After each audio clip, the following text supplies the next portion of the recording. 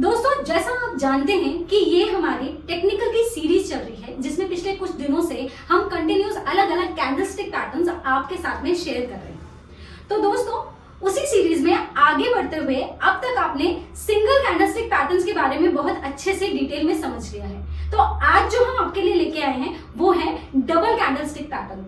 जो ये double candlestick patterns होते हैं ना, वो ना सिर्फ आपको कंफर्मेशन देते हैं बल्कि साथ ही साथ में एक अश्योरेंस भी देते हैं कि आप अर्ली किसी ट्रेड में ओवर एंथुसियाज्म में एंट्री ना लें और वेट करके जब तक कंफर्म नहीं होता तब तक एक लॉन्ग टर्म टारगेट के लिए वेट करें।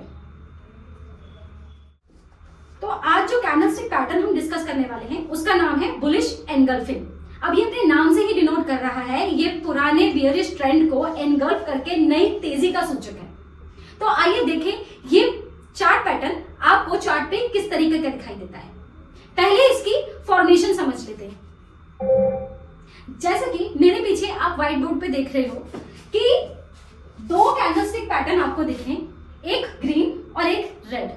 अब बुलिश चार्ट पैटर्न्स, जैसे कि हम जानते हैं, ये हमेशा जितने भी बुलिश चार्ट पैटर्न्स आपको मिलेंगे वो हमेशा चार्ट के एंड में यानी नीचे की ओर फॉर्म होंगे।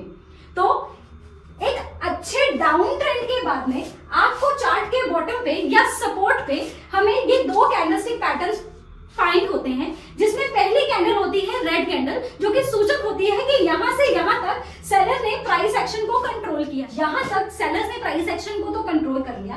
अब इसके बाद में यहां से आपको एक ग्रीन कैंडल फॉर्म हुई जो कि इस चीज का सूचक बनी कि यहां तक का सेलर्स का जो कंट्रोल था, अब वो कंट्रोल धीरे धीरे उनके हाथ से निकल गया है और यहां से प्राइस एक्शन को कंट्रोल बायर्स के हाथ में आ गया है।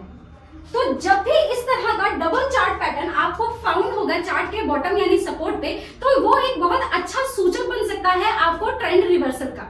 अब कभी भी ये पूरा पैटर्न देख के हमने एंट्री नहीं करनी है, क्योंकि जब भी कोई ट्रेंड रिवर्सल कैंडल फाउंड होती है तो हमें हमेशा वेट करना होता है उसकी कंफर्मेशन का। एक बार कंफर्मेशन आ गई तो आपको एक बहुत अच्छा अप ट्रेंड मूव मिल सकता है।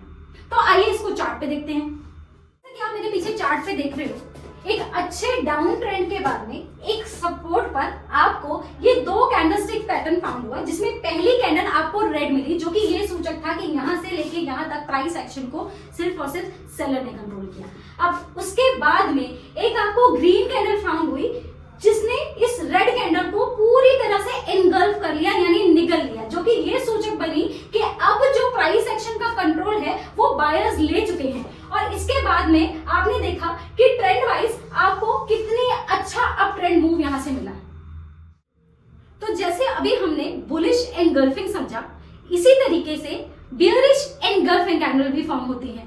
अब ऑब्वियसली जैसे कि बुलिश एनगल्फिंग में हुआ था, ये इसका टोटली ऑपोजिट होती है।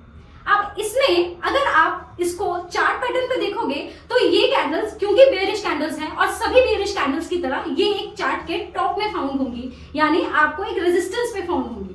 और जब भी किसी अच्छे अप ट्रेंड के बाद में आपको ये दो कैंडलस्टिक फॉर्म होती नजर आएगी, वहां से आपको एक्सपेक्टेड डाउन ट्रेंड होने की संभावना बहुत ज्यादा बढ़ जाती है। तो आइए इसका फॉर्मेशन समझते हैं। जैसे आप मेरे पीछे बोर्ड पे देख रहे हो कि एक अच्छे अप ट्रेंड के बाद में एक ग्रीन कैंडल फॉर्म होती है, जो कि ये सूचक होती है कि यहां से लेके यहां तक प्राइस एक्शन को कंट्रोल करने वाले सिर्फ और सिर्फ बायर्स थे। अब यहां के बाद में आपको एक रेड कैंडल फॉर्म होती है, जो कि ये सूचक बनती है कि अब तक जो बायर्स ने तेजी को कंट्रोल कर रहा था वो अब उसके हाथ से निकल गया है और वो अब बियरिश ट्रेंड की ओर बढ़ते हुए सेलर्स के कंट्रोल में आ गया है। और एक्सपेक्टेडली जब भी इस तरह के चार्ट पैटर्न्स आपको चार्ट के टॉप में यानी रेजिस्टेंस पे फाउंड होंगे तो वहां से एक अच्छे डाउन ट्रेंड की संभावना बढ़ती रहती है। तो आइए इसको चार्ट पे समझते हैं।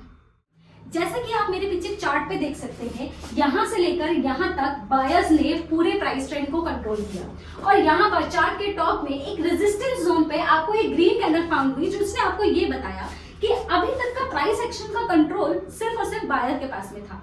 लेकिन इसके बाद में ये रेड कैंडल जो फॉर्म हुई, इसने बायर्स के हाथ से कंट्रोल को लेकर अब सेलर्स के हाथ में दे दिया। और यहाँ पर जब भी ये फॉर्मेशन हुई है, वहां से आपको एक बहुत अच्छा डाउन ट्रेंड देखने को मिला, जो कि आप मेरे चार्ट पे भी विजिबली देख सकते हैं। तो जैसा कि अब आप समझ गए हैं कि चार्ट के ऊपर डबल कैंडलस्टिक पैटर्न्स को किस तरह से फाइंड करना है और उनका रिएक्शन किस तरीके से देखना है, तो अब आप भी मुझे कमेंट सेक्शन में जरूर बताएं कि आपने कौन सा डबल कैंडलस्टिक पैटर्न अपने चार्ट पे ऑब्जर्व किया। और हमारी वीडियो को लाइक, शेयर और सब्सक्राइब जरूर करें।